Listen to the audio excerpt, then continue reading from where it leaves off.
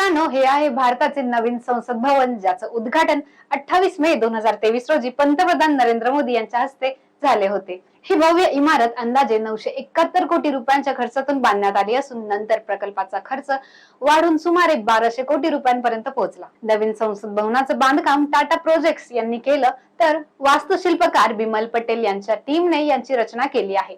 ही इमारत triangular shape मध्ये बांधण्यात आली आहे. संसद भवन जवळपास 64,500 स्क्वेअर मीटर मध्ये पसरलेला आहे आणि जुन्या संसद भवनापेक्षा जवळपास 17,000 स्क्वेअर मीटरने मोठा आहे. या इमारतीला एकूण 6 भव्य प्रवेशद्वार आहेत. गज, अश्व, गरुड, मकर, शार्दूल आणि हंस. तर राष्ट्रपती आणि विशेष मान्यवरांसाठी ज्ञान, शक्ती, कर्म अशी स्वतंत्र प्रवेशद्वारे ठेवण्यात आली आहे. प्रत्येक प्रवेशद्वार भारतीय संस्कृती आणि परंपरेचं प्रतीक दर्शवतं. यात सर्वात भव्य भाग म्हणजे लोकसभा कक्ष.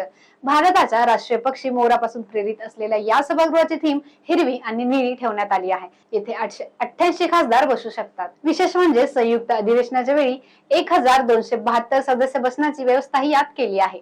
भविष्यात लोकसंख्या वाढल्यानंतर डिलिमिटेशन हा भाग लक्षात घेऊन क्षमता वाढवण्यात आली आहे. त्यानंतर येतो राज्यसभा कक्ष. हा भारताच्या राष्ट्रीय फुल कमळापासून प्रेरित आहे. लाल रंगाच्या थीम मुळे सजलेल्या या सभागृहात 384 सदस्य बसू शकतात. संपूर्ण इंटिरियर मध्ये भारतीय कला, हस्तकला आणि पारंपरिक डिझाईनचा वापर करण्यात आला आहे. आणि या दोन्ही सभागृहांच्या मध्यभागी आहे कॉन्स्टिट्यूशनल हॉल, जिथे भारतीय राज्यघटनेची मूळ प्रत ठेवण्यात आली आहे. या हॉलमध्ये भारताच्या लोकशाही इतिहासाचं डिजिटल प्रदर्शनही दाखवलं जातं. मध्यभागी विशाल अशोक स्तंभाची प्रतिकृतीही पाहावयास मिळते. संसद भवनाच्या मध्यवर्ती सेंट्रल लॉन्ज मध्ये भारताच्या राष्ट्रीय वृक्ष वडाचं प्रतिकात्मक दर्शन हे घडतं.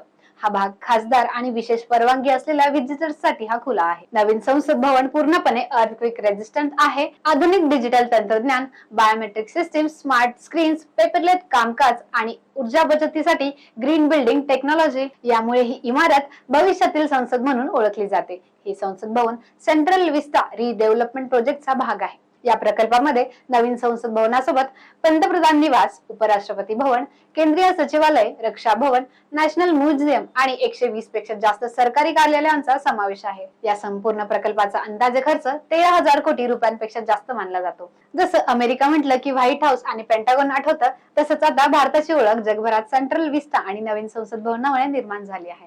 मित्रांनो, तुम्हाला ही माहिती कशी वाटली हे कमेंट मध्ये नक्की सांगा आणि चॅनलला सबस्क्राईब करा.